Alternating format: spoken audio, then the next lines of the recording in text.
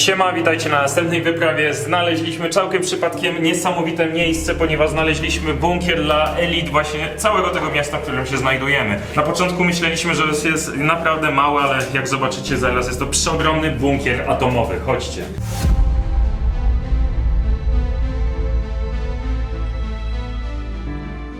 Dopiero w 2014 roku rozpoczął tutaj jako taki ruch turystyczny, ale dalej i tak większość osób w ogóle nie kojarzy tego miejsca. Wbijajmy, w ogóle to jesteśmy pod zamkiem, w Giocasta. Giocasta. Tutaj mamy pierwszą część, czyli mianowicie jako, że to jest bunkier atomowy, to żeby przejść mamy takie śluzy. Są I to... standardowa opcja Tak. to nasz ukochany beton, to nie? No oczywiście, żelbet. Tak. Zobacz jak to wygląda. I zobacz, że tutaj są 4 śluzy. Tak. I chyba jeszcze nie widzieliśmy aż takiego układu. Znajdujemy się w wentylatorowni, znajduje się przy samym wejściu.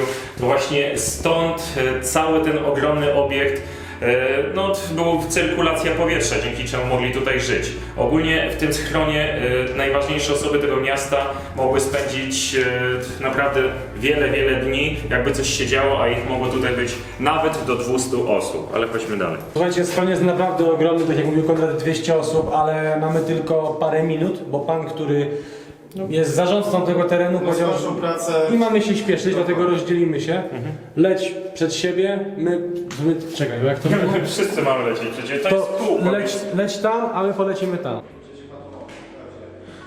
Tutaj są właśnie takie pomieszczenia. W takim pomieszczeniu to nie było pomieszczenie dla jednej osoby, a dla wielu osób. Stały tutaj łóżka piętrowe, stały tutaj biurka i oni tutaj mogli normalnie pracować. Niektóre z tych pomieszczeń to właśnie są pomieszczenia sypialne, inne to są na przykład kuchnie, poczty. Teraz znajdujemy się na przykład w kuchni. Świadczy tutaj, że było właśnie miejsce na zlew, jak widzicie, woda, jakieś stoły ze stali rdzewnej. Tutaj mamy drewniane jakby takie blaty, no i zobaczcie jaka komoda. To właśnie tutaj mogli jeść swoje obiady, śniadania i kolacje. Partia w systemie komunistycznym to najważniejsi ludzie, jaki w tym systemie byli. Tak jak w tym mieście, bo ten schron powstał właśnie tylko i wyłącznie dla dygnitarzy partyjnych i oczywiście dla wojska. Czyli przy wejściu, w którym wchodziliśmy, znajdowało się ministerstwo. Gdyby nastąpił jakiś atak, którego tak bardzo bał się Chruszczow, szczególnie ze strony ZSRR, ministerialni dostają sygnał, szybko przechodzą do tunelu, chowają się i mogą przetrwać tutaj przez jakiś czas, a nawet pracować, bo właśnie mamy te kolejne pomieszczenia, w których każda osoba mogła wykonywać swoją pracę. Tak zwane sekretariaty. Generalnie schron został wybudowany podczas zimnej wojny. Jest on pod głównym zamkiem, pod największą atrakcją tak naprawdę tego całego miasta. I słuchajcie, wchodzimy do pomieszczenia pierwszego sekretarza. Как? Да, это первый секретарь. Как to wojna? Oczywiście żartuję, to nie mogło być mowy o żadnej wojnie i oczywiście pierwszy sekretarz nie mógł mówić po rosyjsku, ponieważ ten schron był albański. Ale to skojarzyło mi się przede wszystkim dlatego, że ten schron przeciwatomowy, tak jak mówiliśmy wcześniej, powstał dla dygnitarzy, w tym momencie dla najważniejszej osoby w tym mieście, czyli dla pierwszego sekretarza partii tego miasta. Dziwnym trafem to pomieszczenie jest największe, ale powstał tylko dlatego, tak jak wielokrotnie wspominaliśmy, przez paranoję Envera Hodży. Dlatego te pomieszczenia w większości są puste, w związku z tym, że w 91 to tutaj właśnie taka pierwsza odwilż, ta antykomunistyczna demokracja wchodziła, właśnie komunizm został obalony. No i w tym momencie w tym kraju zaczęły się pierwsze szabrowanie właśnie takich bunkrów, no i dopełniło się wszystko w 95, gdzie no cenniejsze wszystkie rzeczy, które tutaj były, zostały ukradzione. A teraz chodźcie, zobaczycie pocztę. Poszczególne miejsca typu telefony, jak widzicie, jeszcze zostały. Tutaj pewnie była tablica z tymi, wiecie, taki przepina się, no to tamte czasy były, że właśnie jak to była poczta, no to też była międzymiastowa, przepinamy i tak dalej. Wysyłanie listów, a tutaj, tak jak na początku byłem w pomieszczeniu wentylatorowni, to tutaj możecie zobaczyć, że ciągle te rury przechodzą przez wszystkie pomieszczenia, żeby była cyrkulacja powietrza i żeby się po prostu nie podusili. Właśnie na takich łóżkach spali wszyscy pracownicy, którzy mieli schować się w tym bunkrze. One były 2- lub 3-piętrowe. Gdzie przejdziemy dalej, to zobaczycie pokoje, bo jakby ta strefa, w której teraz jesteśmy, ona jest jakby pracownicza. Następna będzie mieszkanie, jest też kuchnia. Schron jest zbudowany mniej więcej w taki sposób.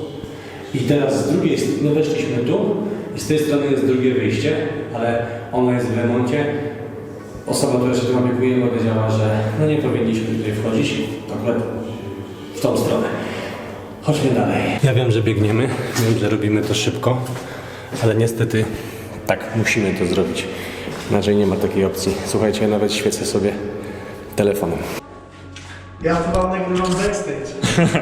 Tutaj jak widzicie Przepraszam, że jest się z nami nagrywam, Dawid. ale nagrywam wam backstage, Tak. żebyście zobaczyli, jak się kłócicie podczas pracy, jak się wyzywacie cały czas. My zawsze się kłócimy, a ludzie to Wszystko widzą. jest schowane za kamerą i wszystko jest schowane. Nie no, żartuję.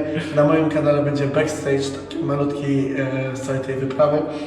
I bardzo fajnie właśnie chłopaki się dogadują, właśnie się rozdzielają. To dla mnie takie, kurde, naprawdę profesjonalne. I fajnie się w tym wszystkim dogadujecie, mimo że ty masz, kurde, ból migrenowy po Nurkowaniu. nurkowaniu. Dzięki, no i dlatego też jak chcecie zobaczyć ten odcinek, to wbijajcie na kanał Dawida. Polecamy, bo naprawdę robi kawał dobrej roboty. No i lecimy dalej. Teraz wchodzimy do kibelka. No na każdym urbexie musi być kibelek. To jest jeden, tutaj jest drugi. Trochę jak na Ukrainie, takie dziury to mi się najbardziej właśnie z Ukrainą kojarzą. Ale i w Turcji się z tym spotkałem. Ogólnie, tak jak wcześniej mówiłem, że te wszystkie pomieszczenia są bardzo podobne do siebie. No różniły się, jeśli chodzi o te na przykład leżanki piętrowe, takie same pokoje tym, że jeśli ktoś był wyżej postawionym człowiekiem w partii, no to miał większy pokój, większą wygodę, na przykład był sam, cała reszta była po 2-3 osoby. I tutaj kolejne pomieszczenie wentylatorowni. Kolejne przejście.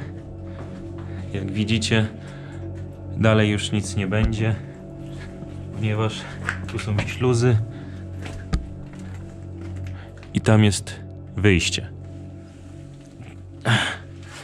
Wyjście, schody, ale tam pan prosił, żebyśmy nie szli, więc zawracam i udaję się w kierunku chłopaków, bo chyba trochę już za daleko zaszedłem, jeśli chodzi o tamtą stronę.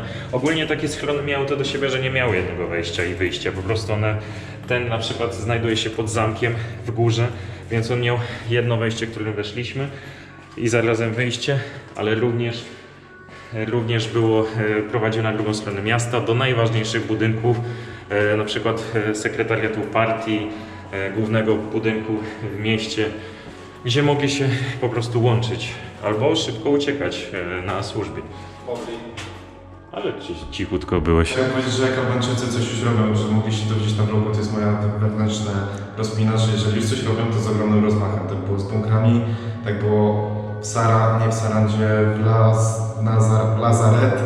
Mieście jest z tym ogromną produkcją Ziemniaków. suszonych. Tam też była ogromna przemysłowa skala. I jak robią bunkier przeciwatomowy, też ogromny. Więc Albańczycy macie niezły potencjał. Jak chcecie, to potraficie. No ale pamiętaj, że to było wykłute ciężką ludzką pracą, bo to nie było wysadzane przez dynamit, a właśnie to robili ludzie. Wspominaliśmy wam o tym, że to właśnie taki bunkier nie ma jednego wejścia lub wyjścia, on ma wiele odnóg, one do czegoś prowadzą. Chociażby ta za mną są schody na górę, które prowadzą do głównego budynku niegdysiejszej na przykład partii. Następna może być na przykład obok, gdzie prowadzi do zamku, który znajduje się również nad nami, a kolejna może prowadzić tunel do jeszcze innego ważnego budynku. Więc oni mieli tutaj te najważniejsze osoby, które rządziły akurat w tym mieście, miały pomieszczenie pomiędzy właśnie tymi najważniejszymi budynkami i połączenie między sobą przede wszystkim.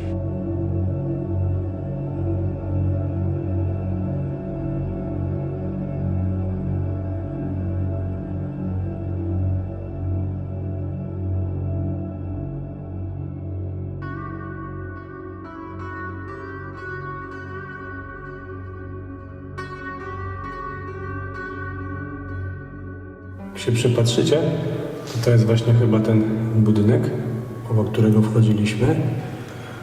Tu jeszcze są jakieś informacje, zapiski, tu jest jakaś pieczęć.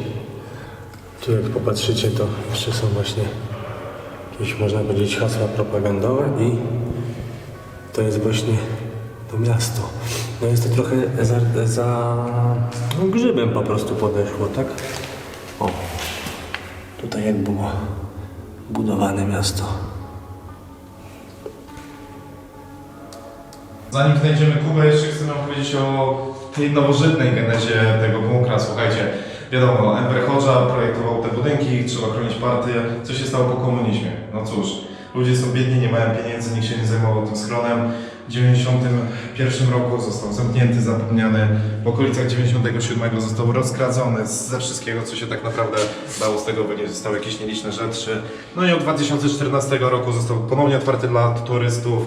No i powoli odzyskuje swój dawny blask. I my powinniśmy się od tego uczyć, bo nieodżałowana kwatera atomowa w Campinosie została zburzona i to jest nieodżałowane dla mnie. Tutaj przynajmniej powstanie muzeum. No siema. No siema. Co, już doszliście do końca? No, tam były kibelki. Zostało pomieszczenie burmistrza. To jest pomieszczenie burmistrza. I tak jak mówiłem, większość pomieszczeń... Przepraszam. I właśnie tutaj kończymy naszą wyprawę w ogromnym, przodronym schronie dla elit. W mieście... Wielograsta. Dziękuję za pogląd. Albania cały czas nas zaskakuje pozytywnie, mega miejsce. Dziękujemy. No i co? No i co? Do zobaczenia na następnej wyprawie. Coś nam się to nie klei ostatnio, ale pracujemy nad tym. Jesteśmy zmęczeni. Dajcie łapkę w górę, pójdę do Lokowedy.